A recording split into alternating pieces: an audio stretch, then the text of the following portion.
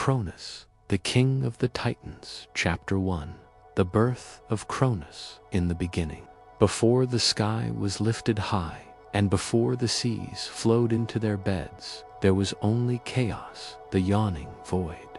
From chaos emerged Gaia, the eternal earth, fertile and vast, and Uranus, the endless sky, whose body stretched across hers like a great dome. Together, earth and sky brought forth life, and from their union came the first generation of Titans. Among these mighty children was Cronus, the youngest, but also the most cunning, while his elder siblings bore strength, wisdom, or the light of the heavens. Cronus was born with a mind sharp as the sickle that would one day define his fate. The birth of the 12. Gaia labored long and brought forth 6 sons and 6 daughters. Oceanus, the river encircling the world. Hyperion, the light that would sire the sun and moon. Cus, the axis of intellect. Cryas, the power of constellations. Iapetus, the bringer of craft and mortality. Cronus, the last-born, whose gaze was both wary and ambitious. Their sisters were equally mighty. Rhea, destined to be mother of the Olympians. Theia, shining with celestial light. Phoebe, the prophetic one. Mnemosyne, memory itself. Themis, justice and divine order. Tethys, the nurturer of rivers and streams. Cronus, youngest of all, listened and watched as the family of Titans grew beneath the embrace of sky and earth. Yet he was not content merely to exist. He saw, even in infancy, the shadow of conflict. Uranus and the burden of the earth. Uranus, the Sky Father, looked upon his children with suspicion. They were strong, vast, and eternal like him. He feared their rise, fearing that they might one day overthrow him. To prevent this, he forced many of them back into the depths of Gaia's womb, imprisoning them in the darkness beneath the earth. Gaia groaned in pain, crushed beneath the weight of her own children, trapped within her. Her cries shook the mountains and churned the seas. Yet Uranus was deaf to her suffering, and his tyranny grew heavier with each passing age. Cronus observes. As the youngest Titan, Cronus witnessed his mother's torment. Where his elder brothers submitted or mourned, Cronus's heart hardened. He saw injustice where Uranus saw control. His mind, sharp and restless, began to weave the thought of rebellion, though the others dared not speak of it. When Gaia whispered her laments, Cronus listened. When she cursed the sky, Cronus clenched his fists. The seed of destiny was sown within him, though neither he nor the world yet knew how it would grow. The prophecy of Gaia. One night, as Uranus cloaked the world in stars, Gaia called to her children. Her voice rose from the roots of the mountains and the depths of the seas. My children, I have suffered long under the weight of your father. You, my Titans, are bound by fear while his shadow smothers the earth. But listen well, one among you shall rise. One shall wield the blade that severs tyranny from the world. One shall be my avenger. The Titans trembled at her words. None dared answer except Cronus.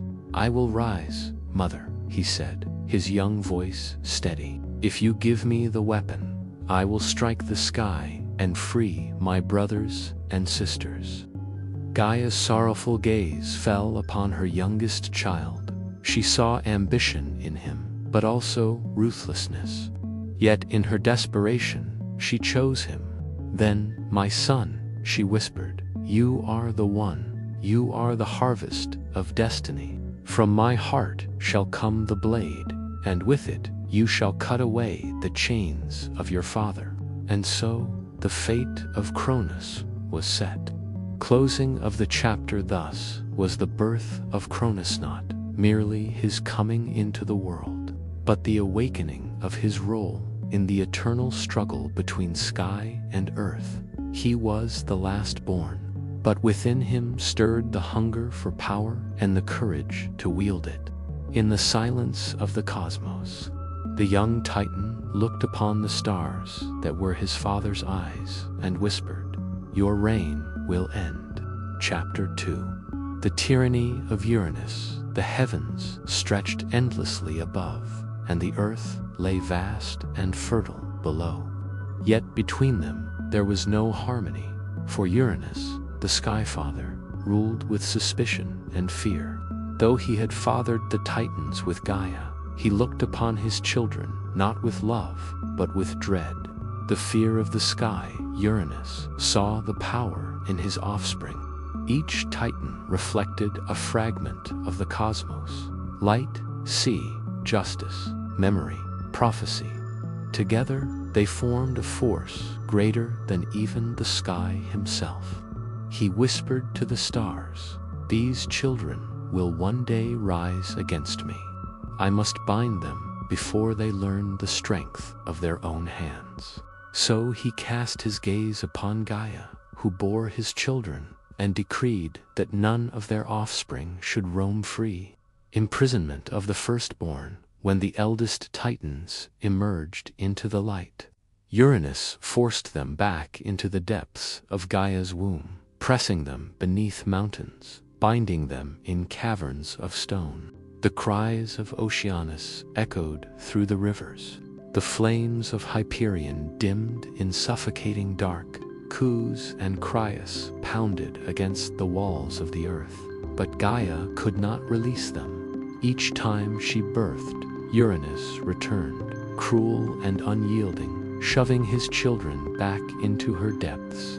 The earth groaned in agony, trembling with her burden. Forests withered where her pain spread. The seas raged with her sorrow. Yet Uranus did not relent.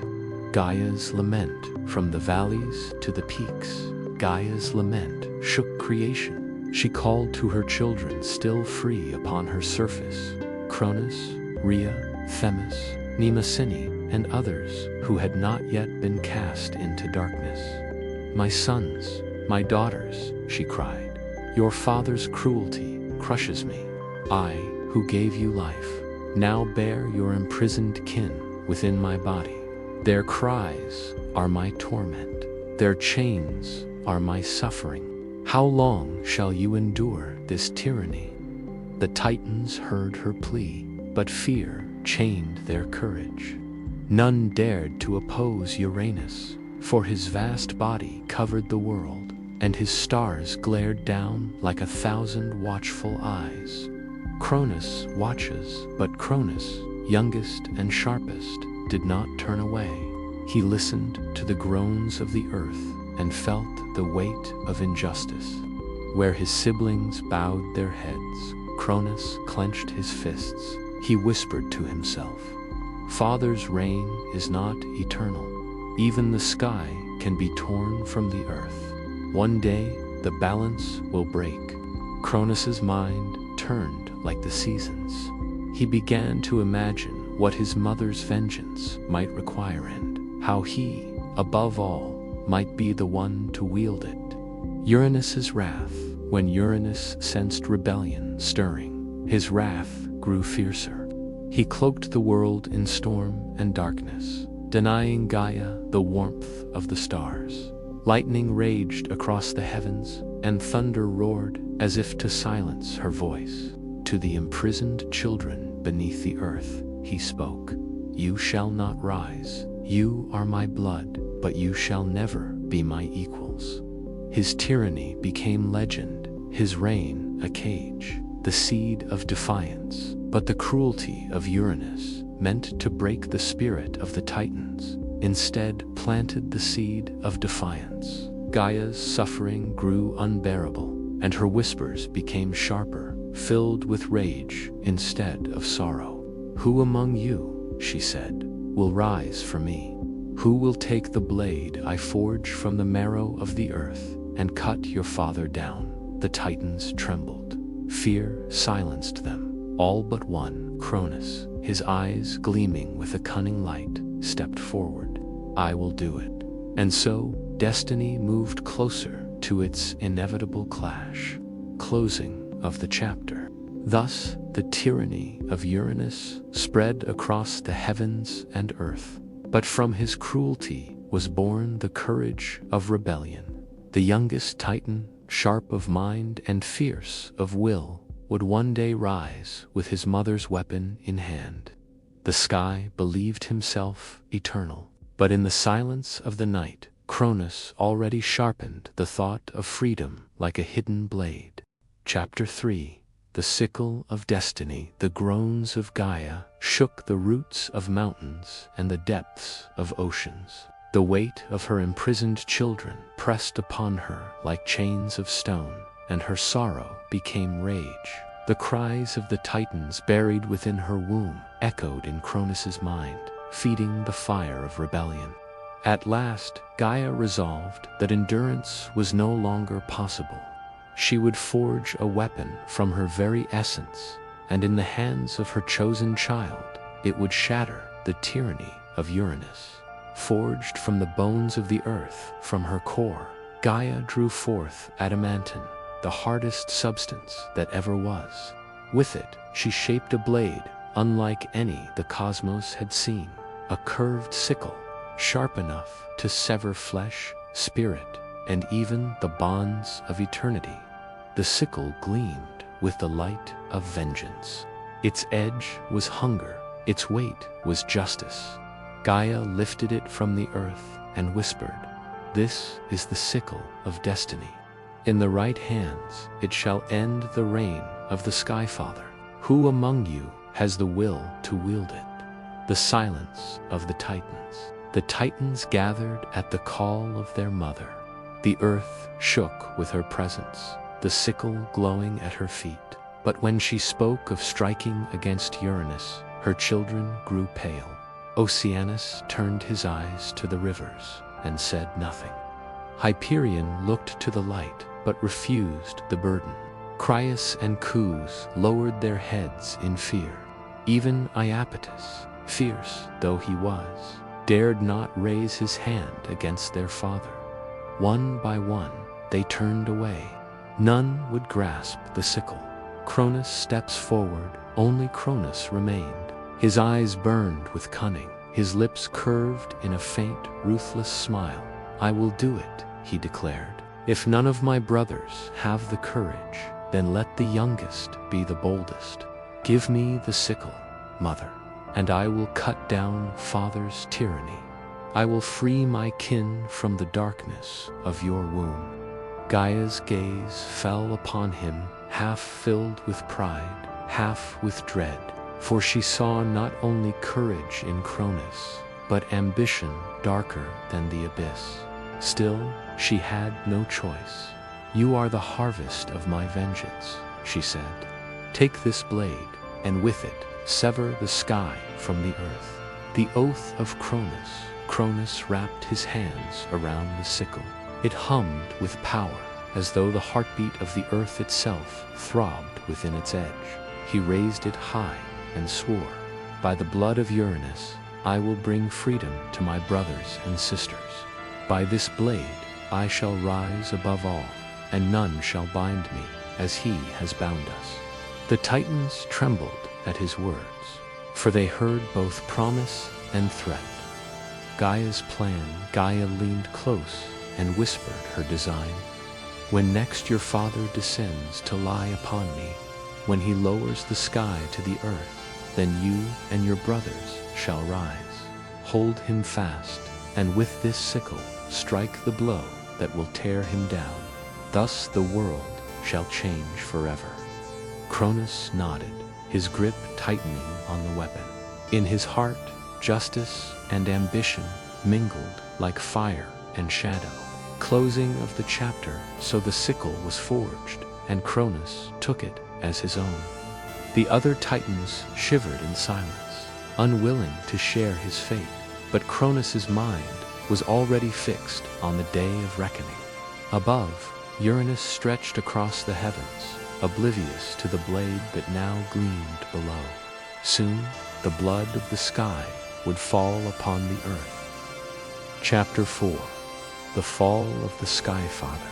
The heavens had long pressed down upon the earth, a prison of stars and storms, while Gaia groaned with the weight of her buried children. But now, in secret, the youngest Titan held the weapon of destiny, the sickle of adamantine, forged from the very bones of the earth. The night of reckoning drew near. The plot of Gaia. Gaia whispered her plan into the ears of her children. When Uranus descends to embrace me, his vast body lowering the heavens onto the earth, then shall you strike. Cronus will wield the sickle, but I ask you, my sons, hold your father fast, and let not his strength escape. Fear rippled through the gathering. None wished to raise their hand against Uranus, but Gaia's voice thundered with sorrow and rage, and they could not deny her.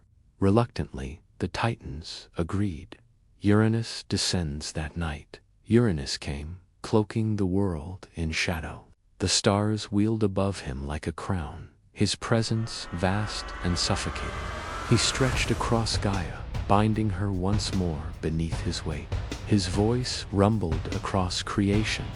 You are mine, Earth, mine to bear, mine to silence. Your children shall never rise. But beneath his voice, the earth trembled with rebellion. The ambush at Gaia's call. The brothers of Cronus leaped forth from their hiding places. Oceanus surged like a flood, holding fast one arm of Uranus. Cronus and Cus seized the other, straining with all their might. Hyperion shone with blazing fire to blind him, while Iapetus gripped his legs like iron chains. Uranus roared, his thunder shaking the sky. Stars quaked. Lightning split the darkness. Yet for the first time, the Sky Father found himself bound, and into the chaos stepped Cronus. Cronus raises the sickle.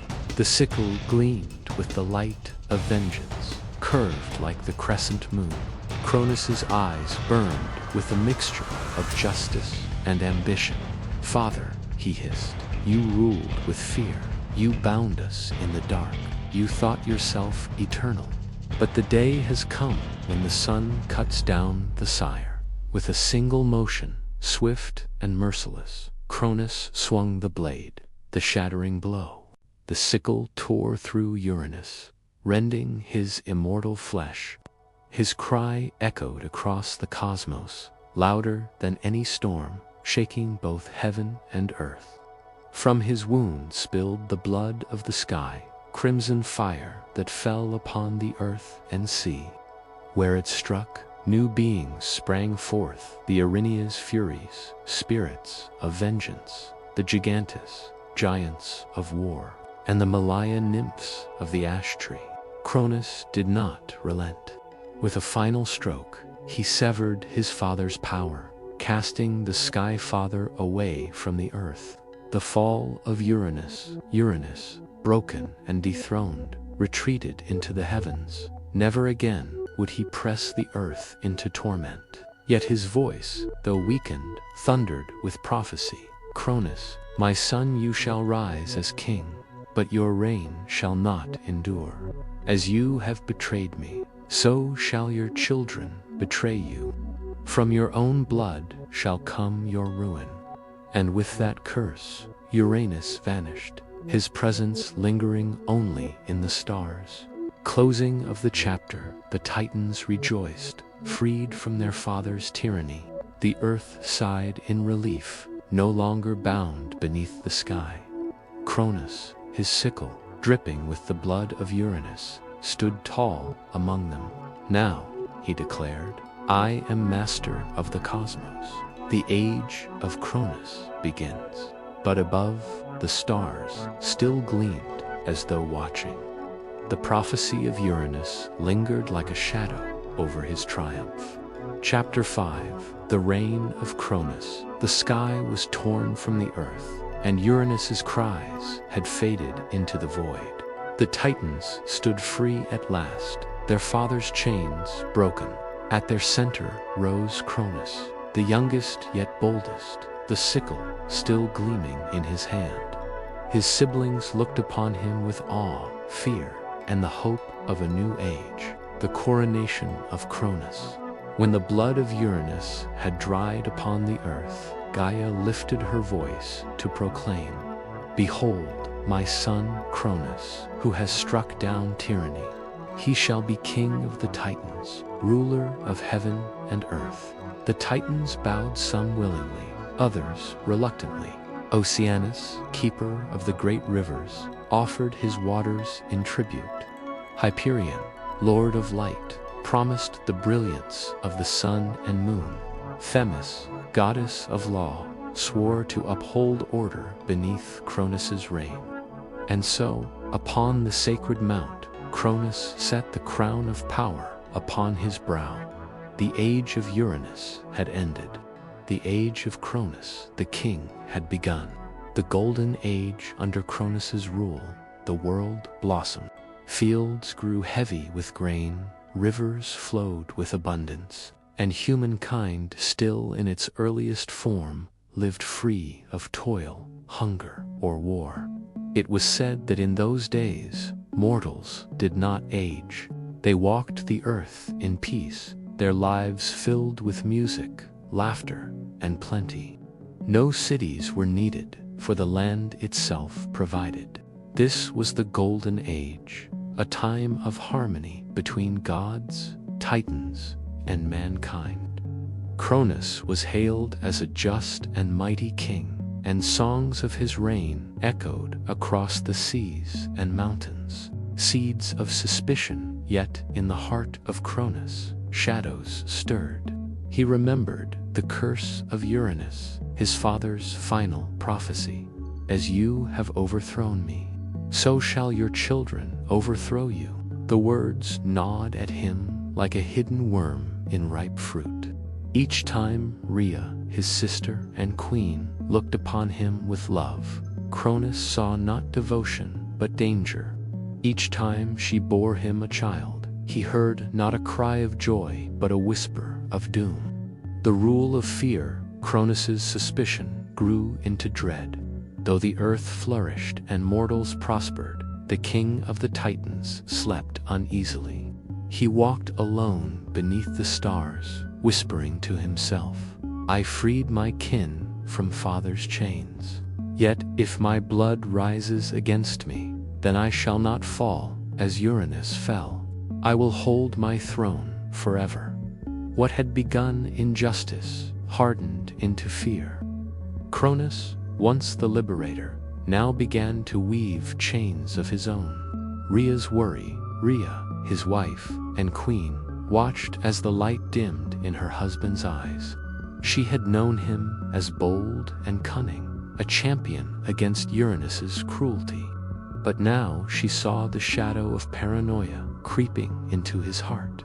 "Cronus," she said gently, "the earth is at peace, the people are blessed, and our reign is secure. Why do you tremble at shadows?" But Cronus did not answer. He thought only of Uranus's curse and the children yet to come. Closing of the chapter. Thus the reign of Cronus began, shining with the brilliance of the Golden Age. Yet beneath its surface, cracks had already formed. The king who once struck down tyranny now feared the weight of prophecy. And in his fear, he would soon commit a crime so terrible it would shake the heavens and earth once more. Chapter 6. The Children of Cronus. The Golden Age unfolded in harmony. Yet within the palace of the Titans, shadows gathered. Cronus, crowned ruler of heaven and earth, sat upon his throne with Rhea, his sister and queen, at his side. From their union came children bright, powerful, and destined to surpass even the might of their father. But with each birth, the words of Uranus echoed in Cronus's heart. "As you have overthrown me, so shall your children overthrow you." The birth of Hestia, the first child born to Cronus and Rhea, was Hestia, goddess of the hearth, whose warmth and gentleness filled the halls of the Titans. She was a flame of peace, a symbol of home and unity. Rhea cradled her daughter and smiled. "See, my husband, she is no threat. She is the fire that comforts, not the fire that burns." But Cronus looked upon Hestia with suspicion. In the tiny cry of his daughter, he heard the whisper of destiny. That night, while Rhea slept, Cronus seized the infant and swallowed her whole. Rhea woke to silence, her arms empty. Her cries shook the palace, but Cronus only said, "Better within me than against me."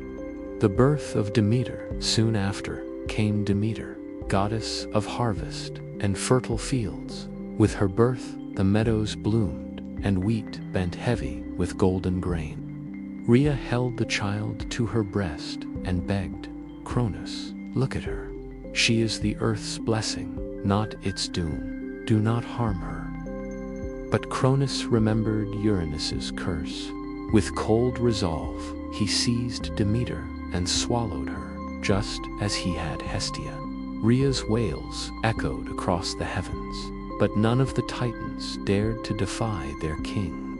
The birth of Hera, the third child, was Hera, radiant and proud, whose spirit gleamed with the fire of sovereignty. She was destined to rule as queen among gods, but Cronus saw only a threat growing in her strength. He swallowed her as well, silencing her cries before her voice could challenge his reign.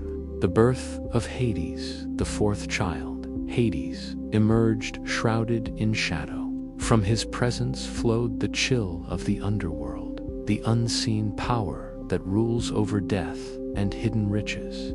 Rhea trembled when she placed him in Cronus's arms. "Will you swallow them all? Will you devour every gift I give you?" But Cronus answered only with silence, and Hades too was consumed. The birth of Poseidon, the fifth child, Poseidon, came forth with the roar of the sea. His cry was like crashing waves, and at his birth the oceans swelled in tribute. Rhea clutched him desperately. "Cronus, enough. Have you no heart? These are your children, your own blood." But Cronus, his eyes shadowed by fear, tore the child from her arms and swallowed him as well. Rhea's despair by now. Rhea was broken with grief. 5 children she had borne, 5 children stolen and locked within the dark prison of their father's stomach. She wandered to Gaia, her mother, and wept. "Why must this be? I cannot watch another child vanish into his hunger. Help me, mother, lest I go mad." Gaia, who had once urged Cronus to overthrow Uranus, now turned her wisdom to Rhea. She whispered a plan, one that would bring hope for the children yet unborn and doom for Cronus. Closing of the chapter. So the children of Cronus were swallowed, one by one, imprisoned in darkness, waiting for a savior yet to come. The golden age still shone for mortals, but in the halls of the gods, sorrow reigned. And in the womb of Rhea stirred a 6th child, the one who would fulfill the prophecy of Uranus. Chapter 7. The birth of Zeus. Rhea wandered the mountains in sorrow, her heart heavy with despair. 5 children she had borne, and 5 had been swallowed by their father. Hestia, Demeter, Hera, Hades, and Poseidon, all lost, imprisoned in the dark pit of Cronus's stomach. But within her womb stirred a 6th life, and in her grief, Rhea swore that this one would not be taken. Rhea's plea to Gaia. Rhea knelt upon the sacred earth and called out to her mother. "Mother, Gaia, hear me. I cannot watch another child vanish into the jaws of Cronus. If my husband is king, then he is a tyrant worse than Uranus. Show me the way to save this child, or I too shall wither with despair." Gaia rose from the soil, vast and eternal, her voice like thunder rolling through mountains. "My daughter," she said, As once I armed Cronus with the sickle against Uranus, so now I shall aid you against him. This child shall be hidden far from his father's reach, and in time he shall return to cast down the tyrant, as was foretold. Rhea bowed her head, hope flickering in her heart. The birth in secret. When the time came, Rhea fled in secret to the island of Crete, far from the watchful eyes of Cronus. Beneath the shadow of Mount Ida, in a hidden cave, she gave birth to a son. His cry was strong, his eyes bright as lightning. Rhea looked upon him and whispered, "You shall be called Zeus, child of thunder. You are the hope of your brothers and sisters, the breaker of chains." But already Cronus sought her, demanding the newborn, as he had demanded all before. The deception of the stone with Gaia's guidance. Rhea took a great stone from the earth and swaddled it in cloth. She cradled it as though it were her child, her tears falling upon it. When Cronus appeared, his eyes gleamed with suspicion. "Give me the child," he commanded. Rhea, trembling, placed the wrapped stone in his hands. Without hesitation, Cronus swallowed it whole, believing he had destroyed yet another threat. "Now the prophecy shall not come to pass," he declared, though unease still lingered in his heart. The guardians of Zeus. Meanwhile, far from Cronus's gaze, the infant Zeus was hidden in the cave of Mount Ida. There, Gaia appointed guardians for the child. The nymphs of the forest tended to him, feeding him with honey and goat's milk. The divine goat Amalthea gave him her milk, nurturing his strength.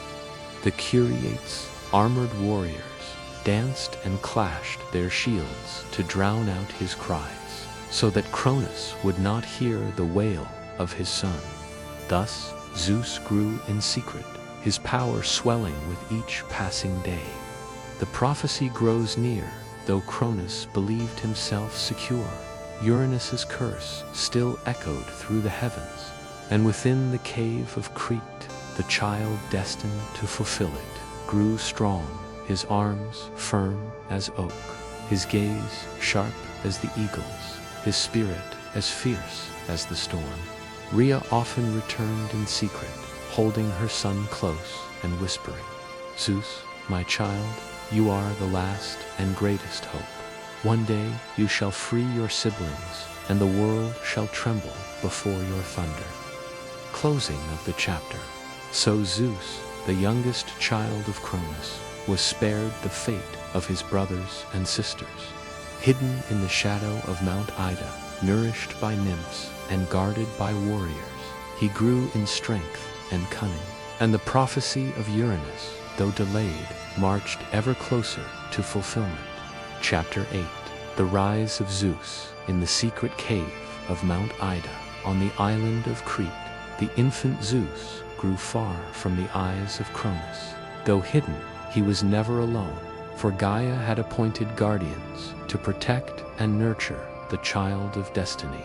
The nurturing of Zeus, the nymphs of Crete, devoted servants of Gaia, cared for Zeus with gentle love. They fed him on sweet honey and milk from the divine goat Amalthea, whose golden horns glowed with celestial power. Amalthea would leap across the mountains, her hooves striking sparks, while Zeus clung to her back with laughter.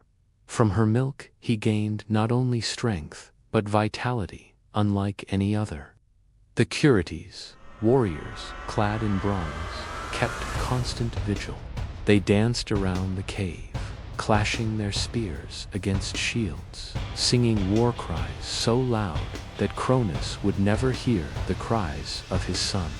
Thus Zeus grew swiftly, nourished by divinity, shielded by secrecy. The gift of nature, Gaia herself, visited often, whispering to the boy, "You are the storm, my grandson. Within you lies the thunder that will shatter tyranny. Remember always that the earth, the sea, and the sky are bound to your fate." From her, Zeus learned the secrets of the earth and sky. He understood the language of the wind, the strength of stone, and the whispers of rivers. From the eagle, he learned freedom. From the oak, endurance. From the lightning, wrath. The trial of Amalthea's horn. One day, while playing upon the mountainside, young Zeus accidentally broke one of Amalthea's shining horns. Saddened, he wept, but Gaia comforted him. Do not grieve, child. From loss comes gift. The horn became the cornucopia, the horn of plenty, which could bestow endless nourishment. Zeus kept it as a symbol that from sacrifice arises abundance, and from struggle comes power. The growing storm within. As Zeus reached his youth, his strength became unmatched. He could hurl boulders across valleys, leap from peak to peak, and summon storms with his breath. His laughter rolled like thunder, and his anger shook the skies. But more than power, he grew in cunning. He listened to Gaia's teachings, and in his heart a fierce resolve burned. My brothers and sisters lie in darkness within Cronus. I will free them. I will tear down the tyrant as he once tore down Uranus. I will restore the balance of the world. The first signs of defiance, when Zeus gazed upon the night sky, he often raised his fist to the stars. Father, he whispered, your reign shall not last. I am your son, but I am not your prisoner. The sickle that struck Uranus will one day be your undoing. The prophecy cannot be swallowed. The winds carried his words across the heavens, and though Cronus did not hear them, the fates did. They wove his destiny with threads of thunder and rebellion. Closing of the chapter. Thus, Zeus, hidden in the cave of Crete, rose from a helpless infant to a storm-born youth, filled with strength, wisdom, and unyielding will. He was no longer a secret child. He was a weapon forged by earth and sky, destined to fulfill the curse of Uranus. The day was coming when Zeus would leave his hidden home and march against the throne of Cronus. Chapter 9. The Revolt against Cronus. The years passed, and Zeus was no longer a hidden child. He had grown into a young god, strong as the mountain, swift as the eagle, and fierce as the storm. The time of secrecy was ending. The words of Uranus's prophecy rang ever louder in his heart. As you overthrew me, so shall your children overthrow you. Zeus knew the hour had come to challenge Cronus. The council of Gaia Zeus descended into the depths of the earth, where Gaia awaited. Her form rose from the soil, her eyes burning with ancient wisdom.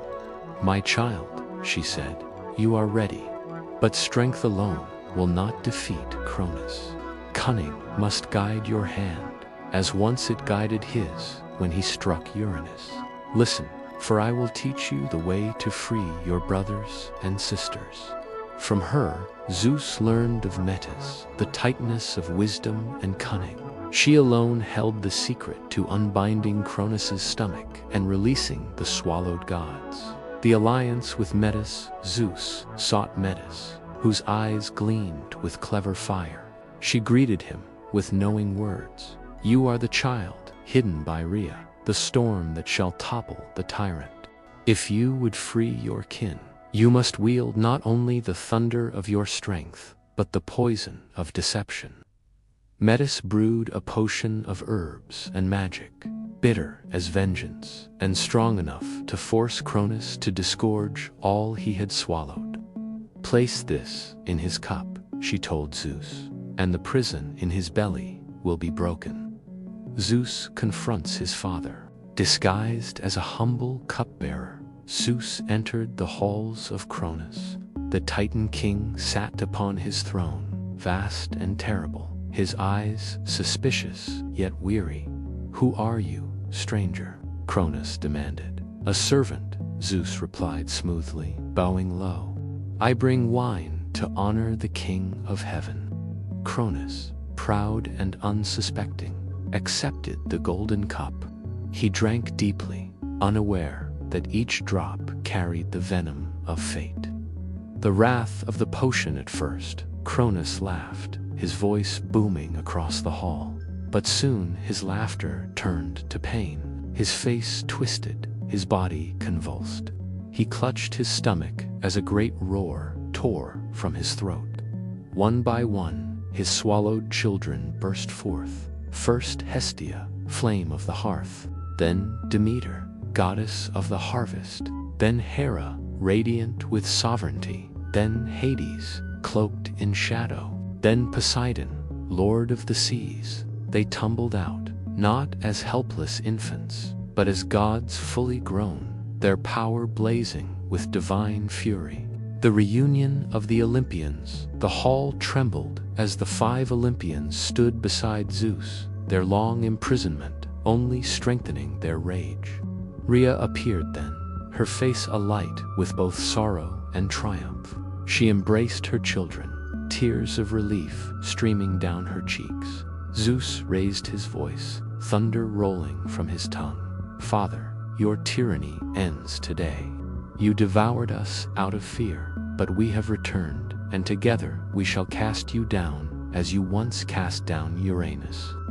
Closing of the chapter, Cronus staggered, his throne shaking beneath him. Rage burned in his eyes, but for the first time, he saw himself surrounded not by helpless infants, but by 6 gods whose power rivaled his own. The prophecy was no longer a shadow. It had awakened, alive in the thunder of Zeus and the wrath of his siblings. The war of gods and titans was about to begin.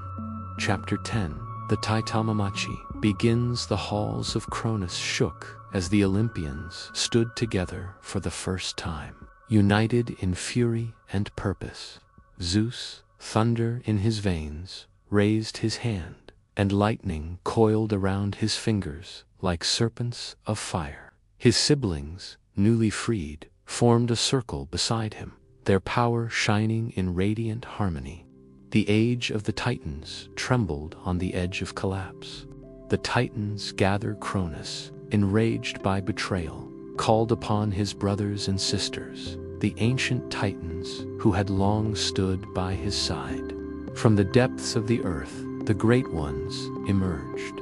Iapetus, lord of mortality; Hyperion, the blazing titan of the sun; Cryos, master of constellations; Oceanus, vast as the seas; and others, towering in form, their voices shaking the sky. They answered Cronus's call, for though the prophecy warned of his downfall, loyalty and fear bound many to his side. Upon the plains of Thessaly, the Titans assembled, their spears like mountains, their shields blotting out the sun. The call to arms of the Olympians, Zeus and his siblings descended from Mount Olympus to face them.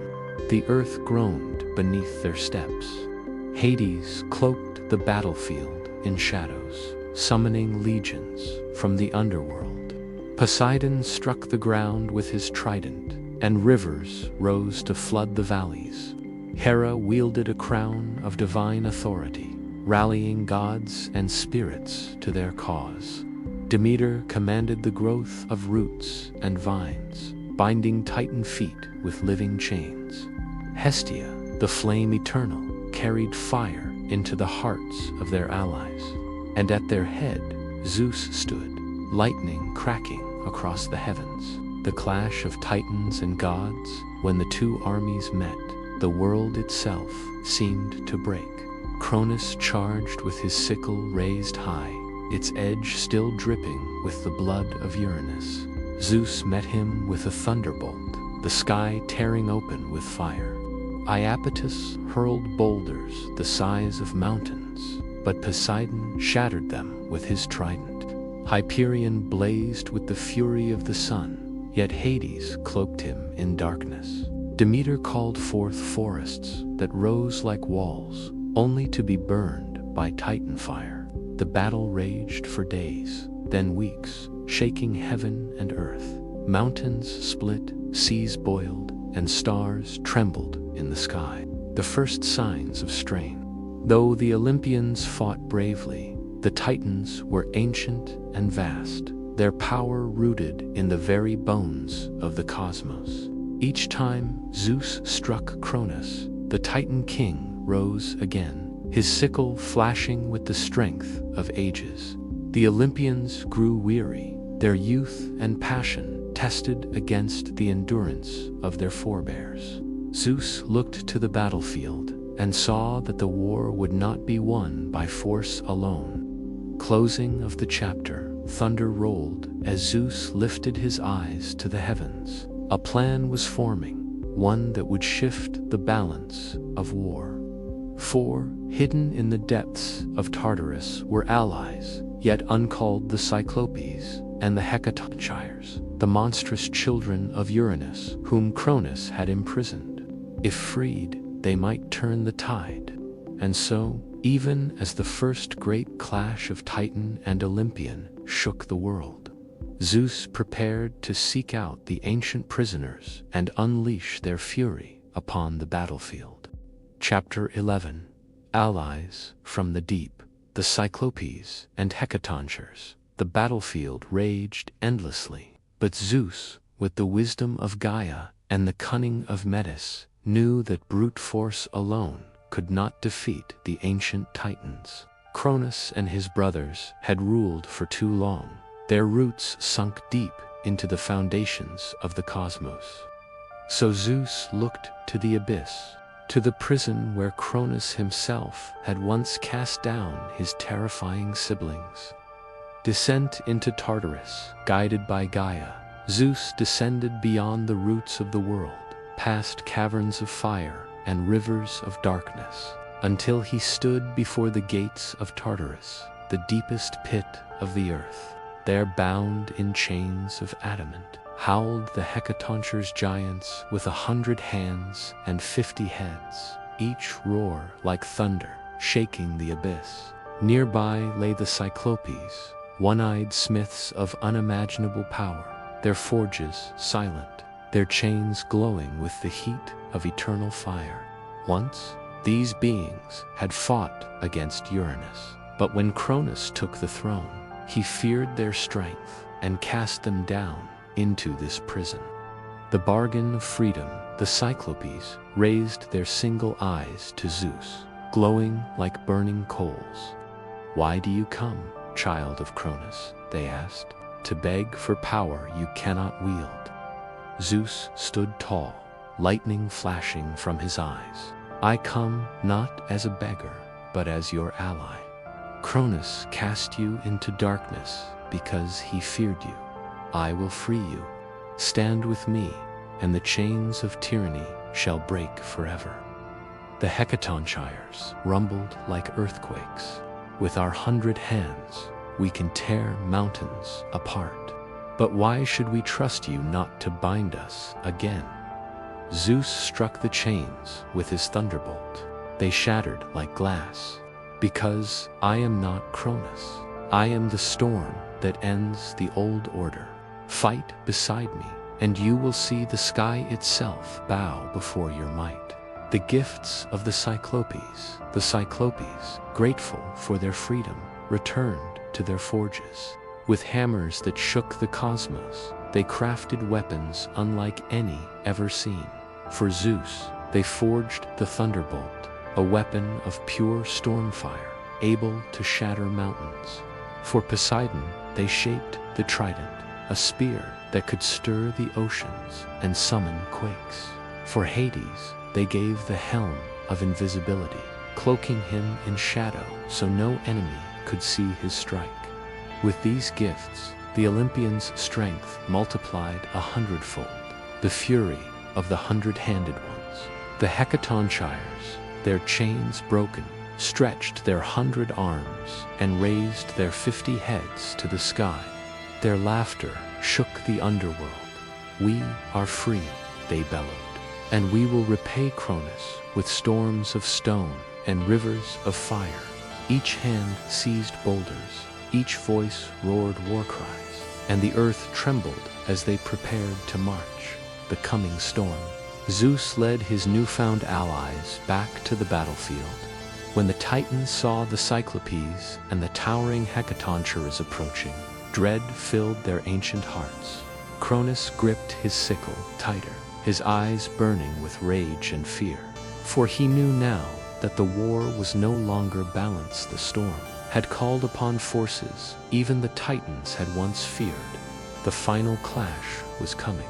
Closing of the chapter with lightning in his grasp, with the trident and the helm in his brother's hands, and with monstrous allies at his side. Zeus stood as more than a rebellious son. He was a god-king in the making, the chosen one to end the age of Titans and begin a new order. The Titanomachy would reach its climax, and the fate of the cosmos would be decided in fire, stone, and thunder. Chapter 12. The Fall of Cronus. The heavens darkened as the armies of gods and Titans gathered for the final clash. For 10 long years, the Titanomachy had raged across mountains, seas, and skies. Neither side had yielded, but now the balance had shifted. The Cyclopes had armed the Olympians with weapons of destiny, and the Hecatontures stood ready to unleash storms of destruction. The age of Cronus was teetering on the edge of its end. The last march of the Titans, Cronus stood at the head of his host, his sickle gleaming with the blood of Uranus. Around him gathered the mightiest Titans, Hyperion blazing like the sun, Iapetus towering like a mountain, and Oceanus, whose waves surged with fury. His voice shook the skies. Children of mine, you think yourselves gods, but you are sparks against the eternal flame of the Titans. Today we crush you and bind you as we bound the sky before you.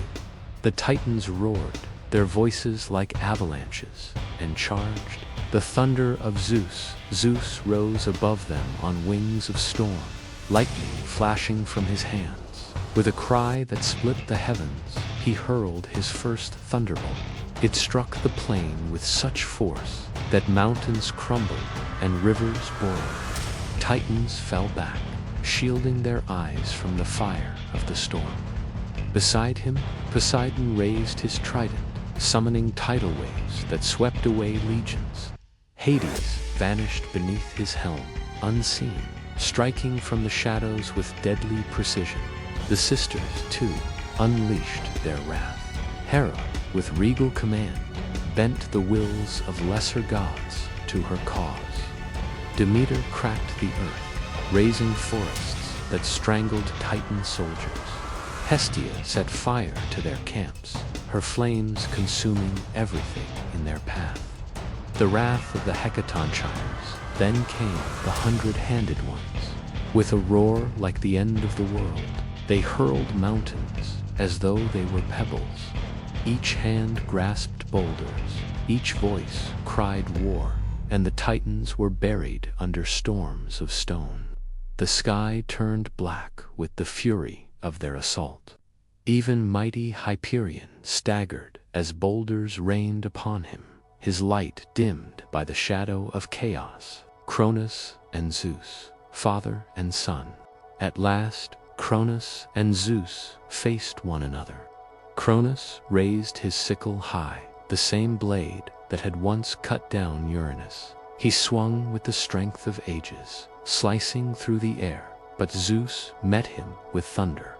Bolt after bolt rained down, fire and storm clashing with the steel of eternity. "Father," Zeus cried, his voice the roar of the tempest, "you ruled in fear, swallowing your children, chaining your kin, but your time is ended. The prophecy cannot be broken. I am your downfall." Cronus struck again, but Zeus caught the blade in a storm of lightning. With a final thunderbolt, brighter than the sun, he shattered the sickle into shards. The Titan king fell to his knees, defeated. The fall of the Titans. With Cronus broken, the Titans faltered. One by one, they were struck down, overwhelmed by the fury of the Olympians and their monstrous allies. The Hecatonchirers bound them in chains of adamant, stronger than any power of the earth. The Cyclopes sealed them away in the abyss of Tartarus, guarded forever by the 100-handed ones. Cronus, once ruler of the cosmos, was cast into the depths. His reign ended by the very sun he had tried to destroy. The dawn of a new age silence fell across the battlefield. The smoke cleared, and for the first time, the Olympians stood victorious. Zeus raised his thunderbolt, and the heavens echoed with its light. From this day, he proclaimed, the Titans shall rule no more. A new order rises, the order of the Olympians. The world trembled, but it was not with fear. It was the birth of a new age, an age of sky, sea, and underworld divided among brothers, an age where Olympus would stand as the seat of divine power. And thus the prophecy of Uranus was fulfilled. The son overthrew the father, and the cycle of destiny turned once more. Epilogue. The dawn of Olympus, the war was over. The Titans had fallen, their chains echoing in the darkness of Tartarus, guarded by the 100-handed ones for all eternity. The great sickle of Cronus lay shattered, its pieces scattered across the earth like the relics of an age that had come to an end.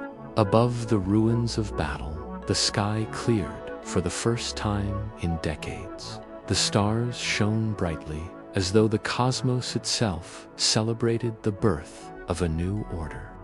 The division of the cosmos, Zeus stood with his brothers, their victory complete. Yet a question remained: how would they rule the vast world that lay before them? They cast lots to divide the realms. Zeus claimed the heavens, ruling with thunder and lightning, the sky his eternal throne. Poseidon took the seas, his trident stirring waves and storms, master of all waters.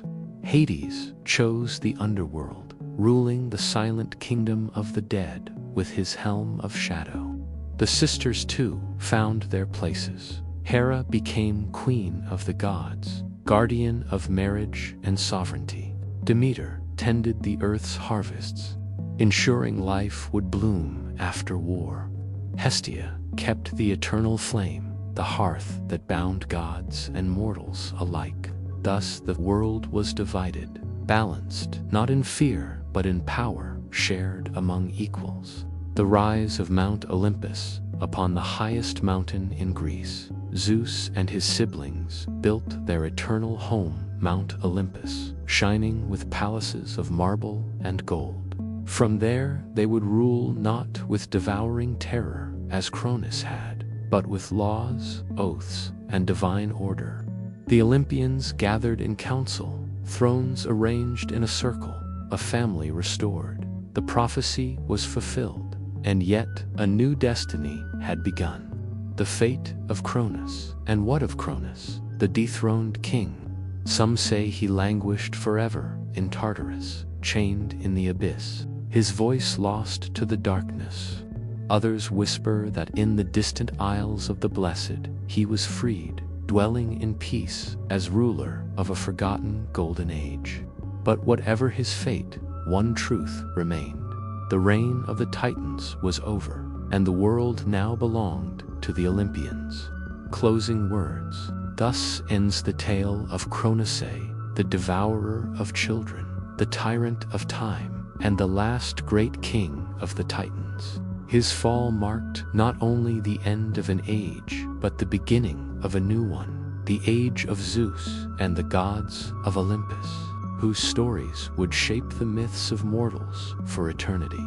And so the cycle of power turned once again, as it always would, for in myth, nothing is eternal, not even the rule of gods.